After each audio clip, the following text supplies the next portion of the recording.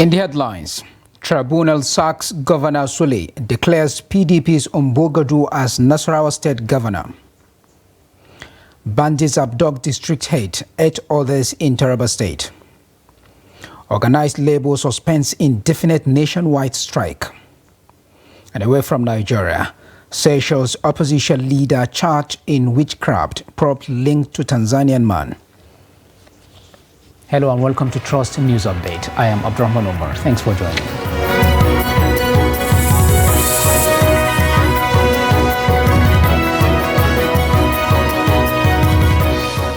And now the news in full. Nasarawa State Governorship Election Petition Tribunal on Monday nullified the victory of Governor Abdullahi Sule. The three-man panel, led by Justice Ezekiel Ajayi, while delivering the judgment via Zoom, said Emmanuel Umbogadu of the People's Democratic Party, PDP, is the winner. 2 of the justices agreed that the election was won by the PDP, while 1 judge dissented. Ezekiel maintained that the petitioner was able to prove his case beyond reasonable doubt. Counsel to both candidates briefed journalists after the judgment.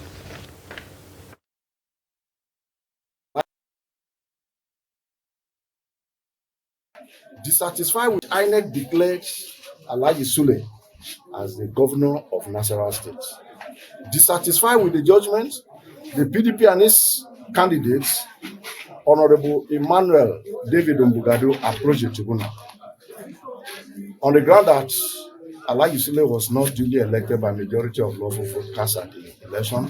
Rather, Umbogadu was the one who indeed secured the majority of lawful vote cast at the election. The dissenting judgment held that the governor of Nasarawa State, who is the second respondent, Engineer A.A. Sule, is the winner of the March 18, 2023 governorship election, and that he won with 3,799 valid votes.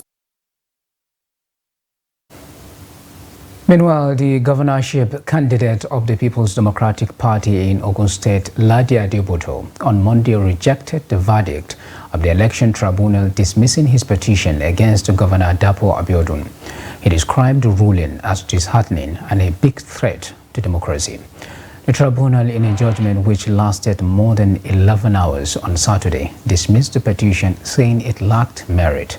INEC had declared Abiodun winner after polling 276,298 votes, while Adeboto scored 262,383, and Beye Otibe of the African Democratic Congress, ADC, came a distant third with 94,754 votes. But the PDP and Adeboto dragged Abiodun and APC before the tribunal, alleging that the governor did not win the majority of votes cast during the March 18 governorship election.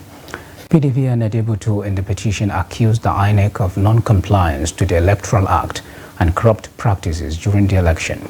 The petitioners also alleged that elections were disrupted by thugs in over 99 polling units, disfranchising over 40,000 votes from participating in the election.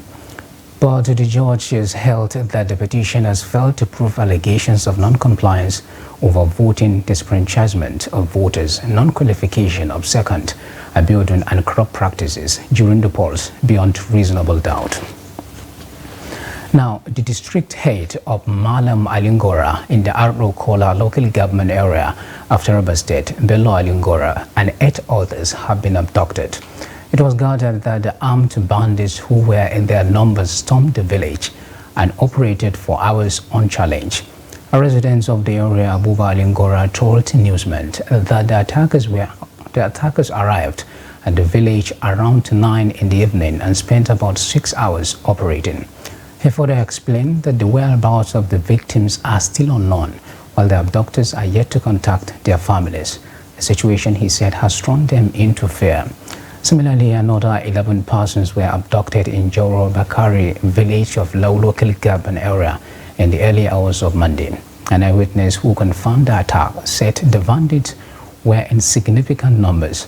When contacted, the State Police Public Relations Officer SP Abdullahi Usman said the command was not aware of the incident.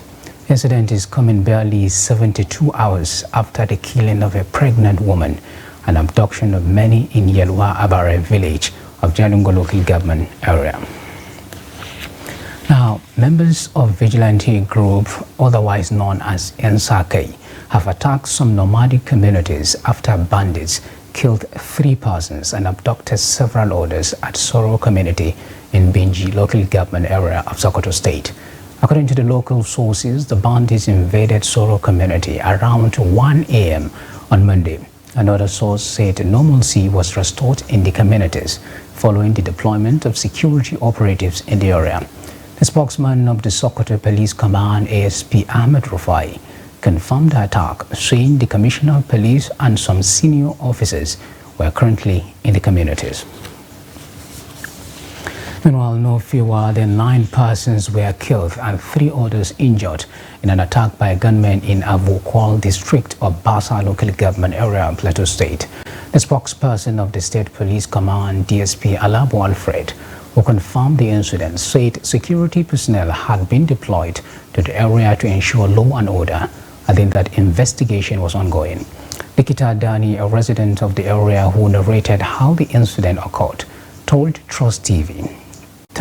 Daily Trust on Monday that the attack was carried out on Sunday night when some of the residents were sleeping.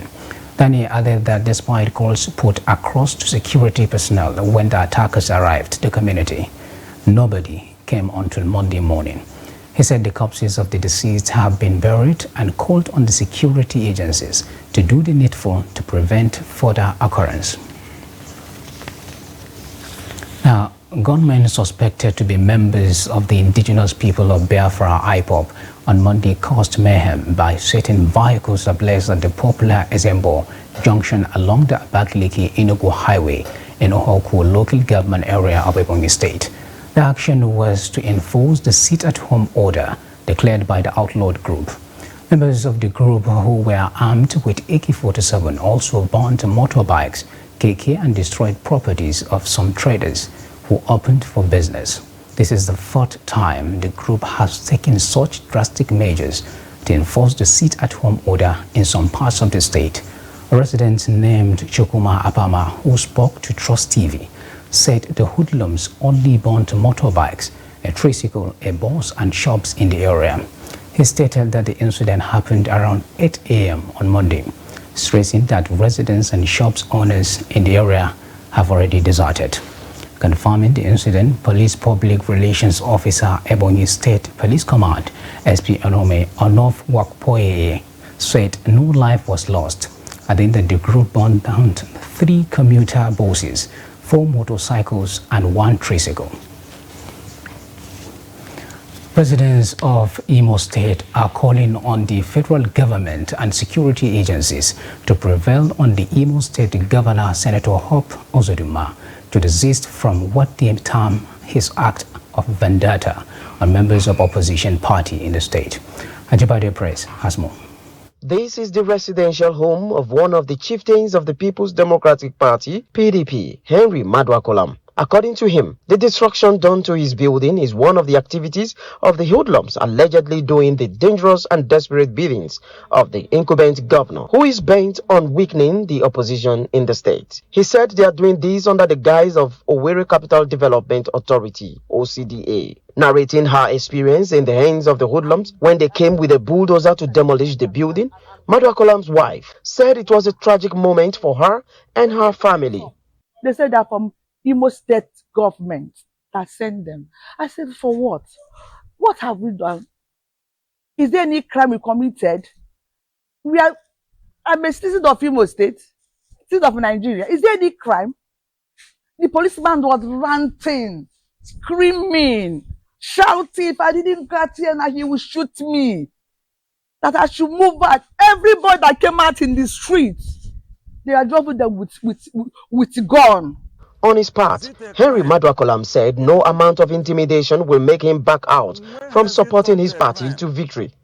While condemning the act, he urged the authorities to call the incumbent governor to order. They opined that Nigeria is a multi-party system and the governor should not be allowed to perpetrate acts capable of jeopardizing the already fragile peace of the state. When has it turned to a crime for somebody to be a member of a political party? Must everybody be in one party, for goodness sake? Must everybody be in one party? Politics of intimidation will not help our state. It will not. We are not in one man party in Imo State, in the whole Nigeria. We have a position, we have the main party. What's the problem? I just even don't know. I was traumatized, shutting me with gun, with my aged father. Oh God. The group also proceeded to a business premises belonging to another PDP chieftain, Evangelist Mike Ikoku, and pulled down his back gate and harassed the workers there. This current attack is the third one in less than 6 months this year, a scenario the manager of the business said is very unhealthy for development. On this lane, we have about 14 bars. At every time they want to attack is this place first. And if they want to remove anything, they don't do it in a gentleman way. They just come, destroy. It's because of politics. Politics should not affect the business. So many people are working inside here. When contacted, the Commissioner for Information in the state said the claims may not be true and promised to investigate the matter. In the meantime, it is hope that the government at the federal and other powers that be will look into the matter with a view to calling the perpetrators to order. Ajibade Praise, Trust TV News, Owerri. A family of 4 in the Dinyavo area of Jalingo, the Taraba state capital, has been electrocuted. The incident, which reportedly happened around 11 a.m. on Monday, have left residents of the area in sorrow. Spokesman of the State Police Command, SP Abdullahi Usman, who confirmed the incident, said the fatalities were as a result of suspected power surge. He identified the victims as Raymond Offenbach, 44 years old, his wife Fombach Raymond, and their 2 daughters, Heaven First Raymond, who are 15 and 13 years respectively.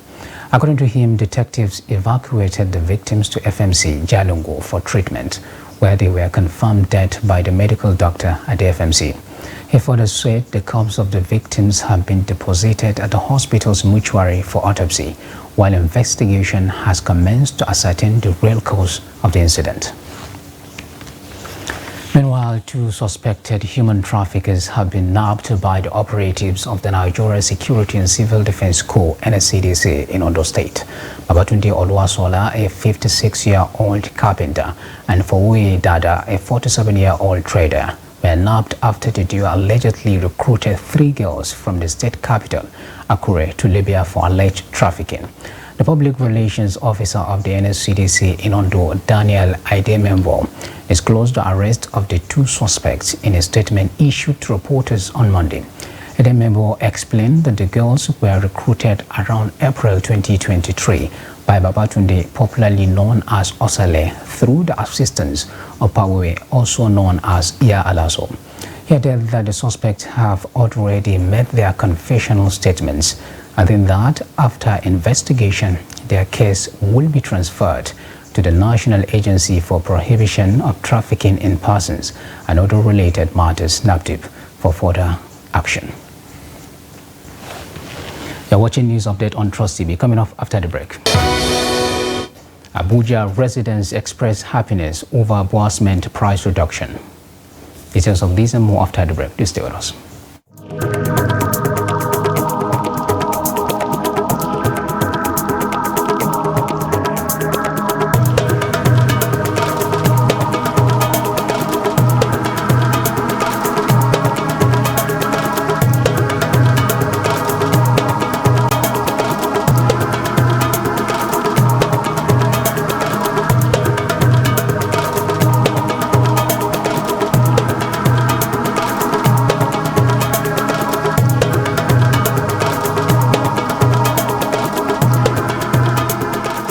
Never a consensus. We did all our best. You see, in politics, you give your contribution to the best of your ability. If you want, I'll forward to you this statement.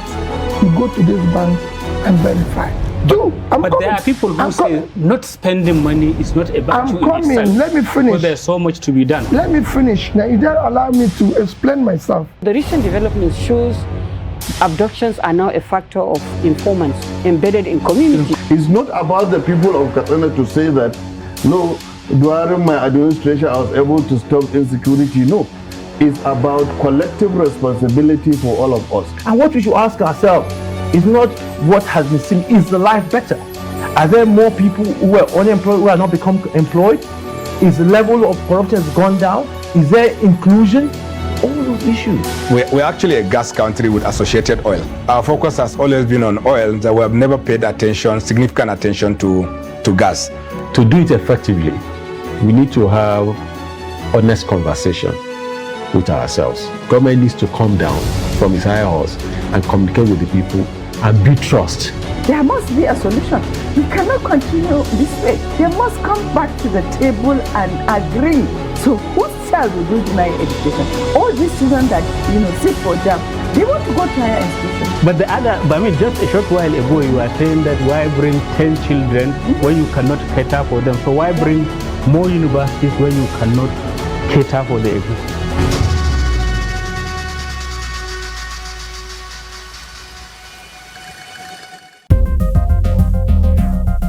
This is Trust TV, documenting the Nigerian story.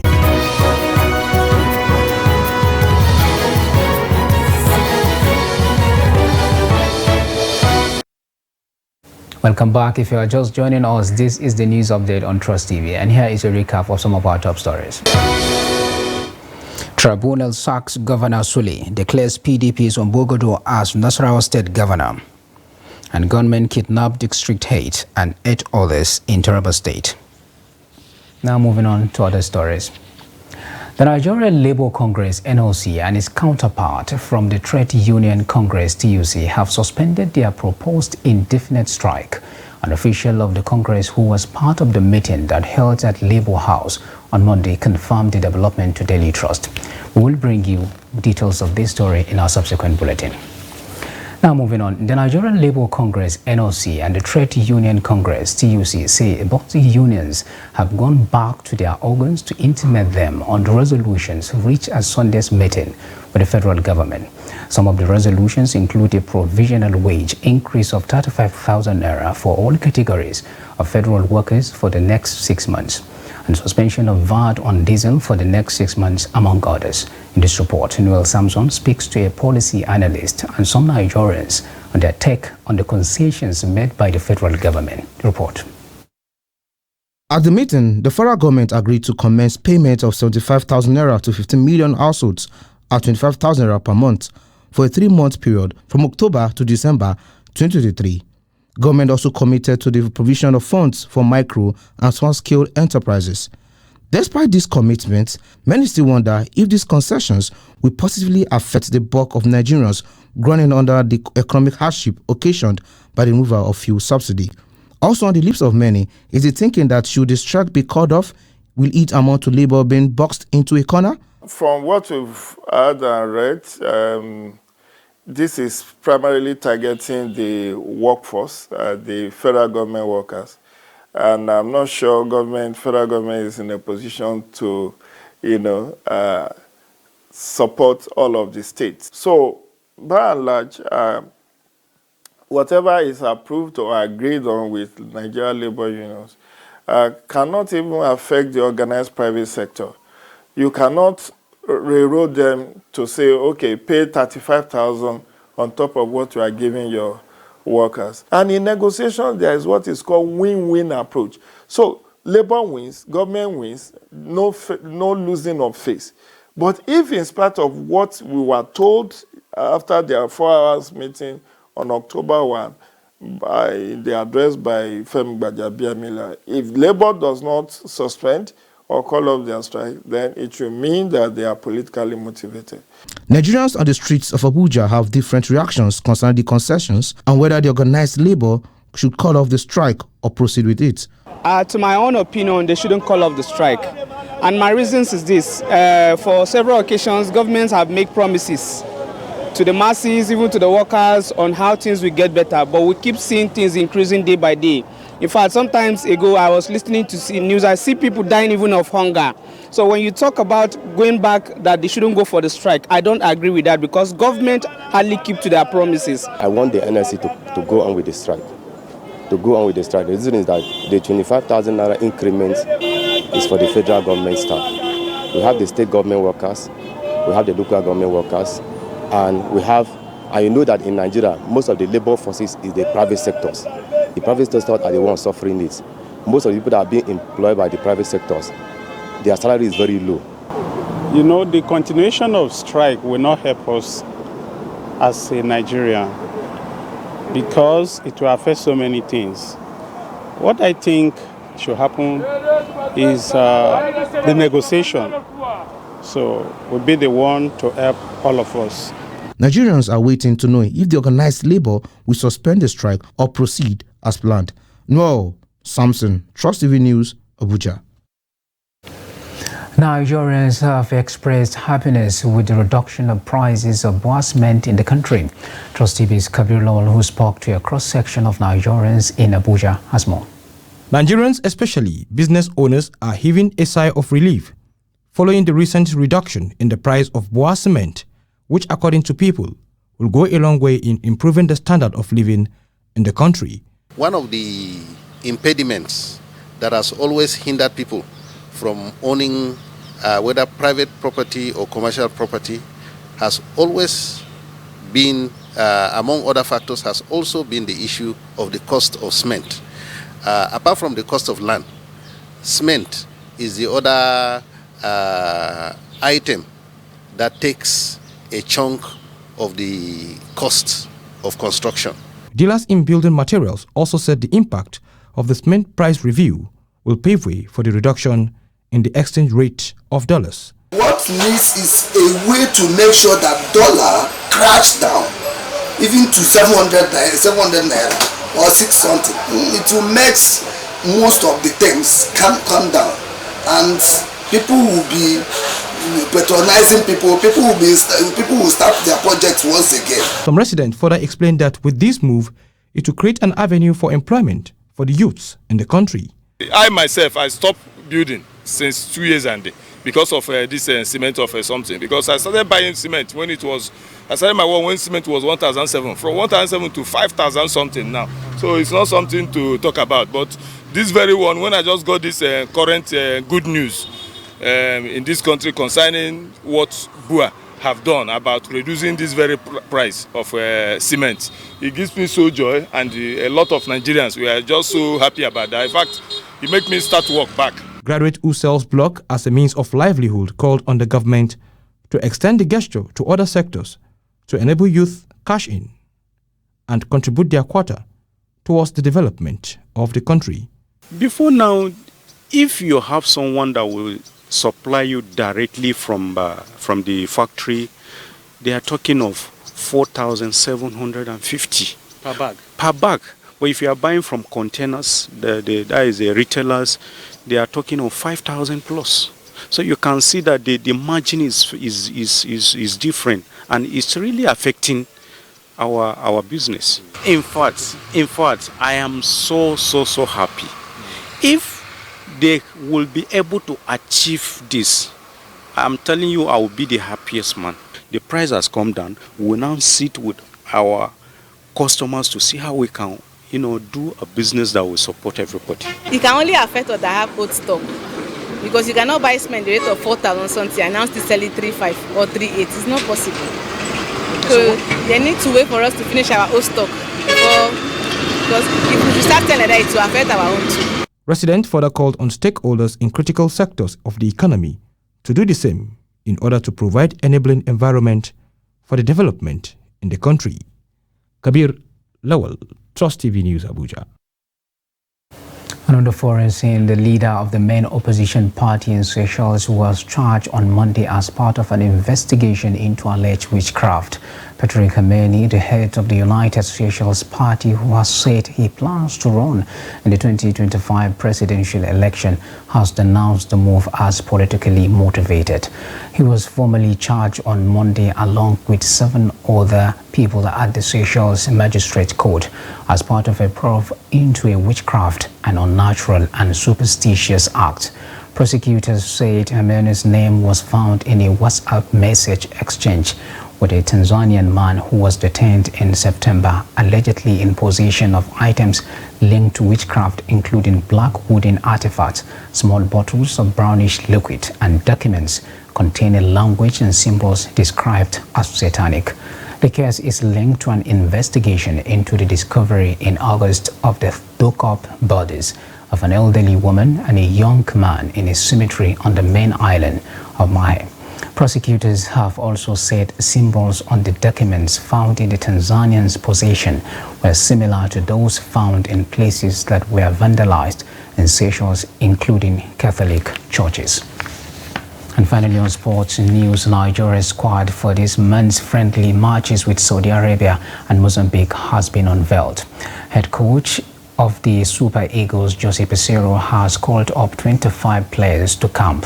Hedgespo midfielder Fisayo Dele Bashiru, who has registered 4 goals and 2 assists in 7 appearances this season, makes the cut.